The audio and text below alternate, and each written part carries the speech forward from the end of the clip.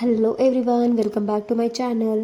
मी स्वाती, माझ्या विकुराडे फॅमिली या यूट्यूब चॅनलमध्ये आपलं स्वागत करते. आणि आजचा दिवस आहे ना थोडासा लेझी असल्यासारखा आहे, कारण मागचे 2-3 दिवस आहेत ना माझी थोडीशी तब्येत खराब होती आणि त्यामुळे ना माझं घर आवरायचं खूप असं बाकी होतं.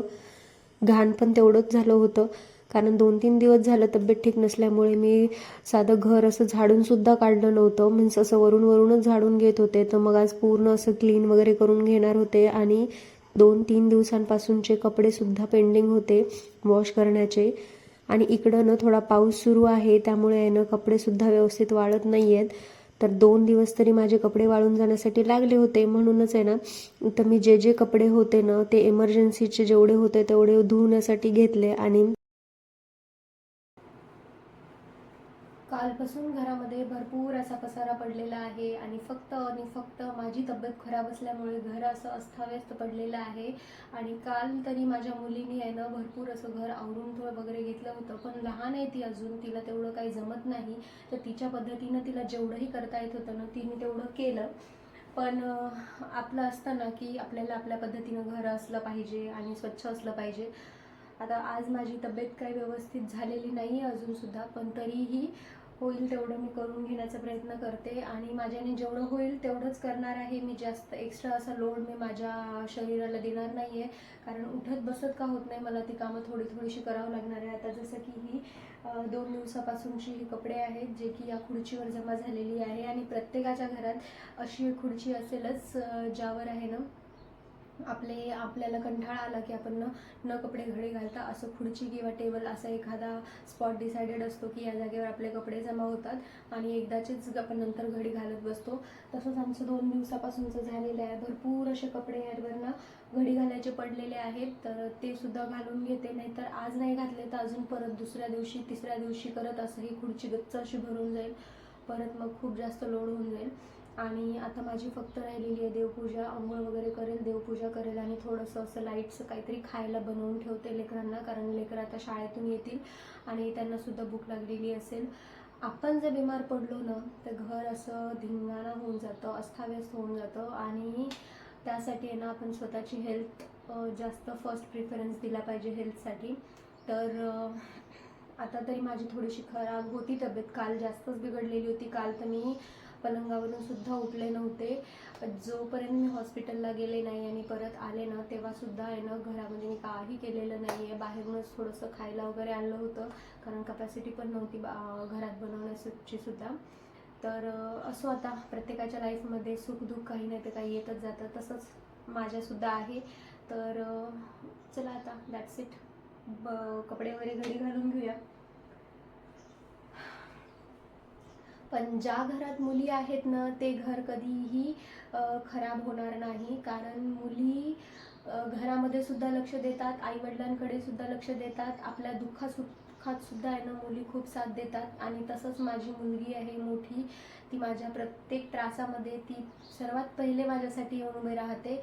काल तिला स्कूलमधून येण्याआधीच तिला माहीत झालं होतं की माझी थोडीशी तब्येत खराब होती, मी हॉस्पिटलला गेले ती यायच्या आधीच. तर तिनं पूर्ण घर आहे ना असं आवरून ठेवलं, स्वच्छ करून ठेवलं. इवन तिने भांडेसुद्धा घासून ठेवले आणि सर्व घर आहे ना ते व्यवस्थित नीटनेटकं करून ठेवलं. छोट्या मुलीला सुद्धा छान पद्धतीनं सांभाळते ती. हो, कधी कधी भांडणं होतात, ऑफकोर्स लहान आहेत तर भांडून घेणारच. तर तसंच तिनं काल आहे ना घर छान असं आवरून ठेवलं. माझ्या तर मते आहे ना प्रत्येक घरामध्ये एक तरी मुलगी देवाने दिलीच पाहिजे, कारण मुलीची माया कळवून घेण्यासाठी त्या घरात मुलगी पाहिजे. आणि तुमच्या घरात जर मुली असतील ना तर तुमचं घर असं गजबजून आणि भरल्यासारखं वाटतं. झालं आता माझं तरी लेक्चर काही कमी होणार नाही आहे. सो आपण हे कपडे वगैरे घडी करून घेऊ आणि बाकीची जी छोटी मोठी कामं आहे ना ती करू. तसं तरी आज माझ्याच्याने काही व्हिडिओ बनवणं होणार नाही आहे, पण जेवढं सुद्धा होईल ना तेवढं मी तुमच्याबरोबर शेअर करेल. ओके.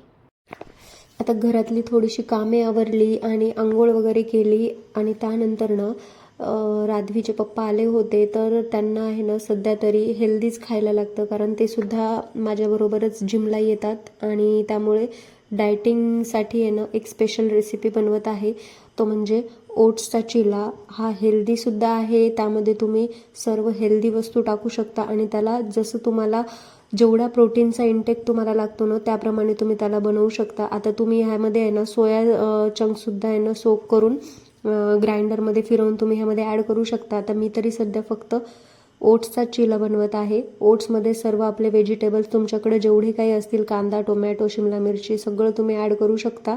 तुम्ही पालकसुद्धा ॲड करू शकता, खूप टेस्टी लागते. असं सर्व छान भिजवून घेऊन मी मस्त असा आहे ना ओट्सचा चिला बनवायला घेतला.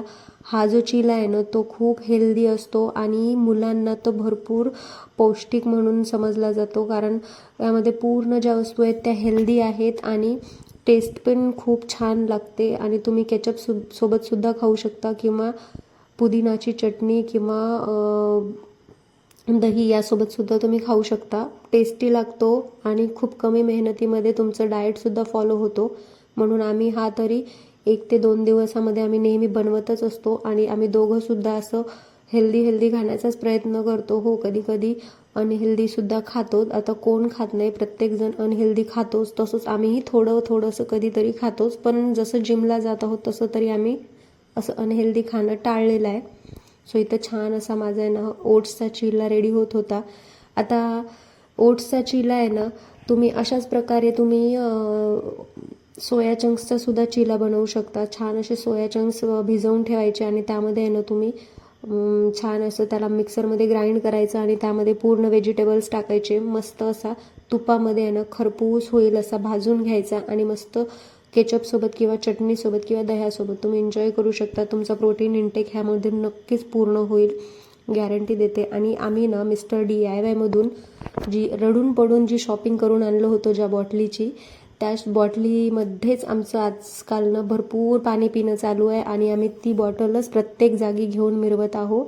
तर हिचंही तेच चालू होतं. इथं पहा हिचं एक्सप्रेशन. आम्ही निघालो आहोत बाहेर आणि थोडासा पाऊस स्टार्ट झालेला आहे. आता होप सो की लवकरच पाऊससुद्धा थांबाव.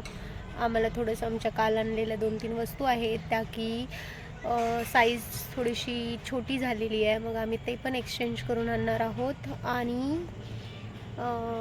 एका छोट्याशा गिफ्टसाठी सुद्धा जाणार आहोत. गिफ्ट कुणासाठी आणणार आहोत हे सुद्धा पुढे तुम्हाला व्हिडिओमध्ये सांगेलच.